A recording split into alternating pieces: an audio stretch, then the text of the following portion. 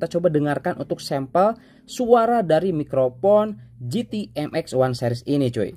Oh yes, di sini kita akan coba tes mikrofon dari GT MX1 series ya. Nah, di sini untuk mikrofonnya belum saya pasang. Nah, ini adalah suara dari mikrofon internal dari smartphone saya, cuy. Oke, sekarang di sini kita akan coba tes, kita coba pasang ya untuk mikrofonnya. Cek tes 1 2 3. Nah, ini adalah suara dari mikrofon GT MX1 series. Ini jaraknya kurang lebih di 2 meter, cuy. Oke, kita langsung saja mundur lagi ya. Oke. Nah, ini kurang lebih 4 meter. Kita coba mundur lagi. Ini 5 meter. Kita mundur lagi. 6 meter, kita mundur lagi 7 meter, dan ini 8 meter, cuy.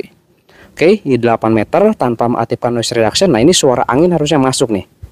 Nah, kita coba aktifkan noise reduction-nya. Nah, ini suara noise reduction sudah aktif. Motor lewat, nggak kedengeran, cuy.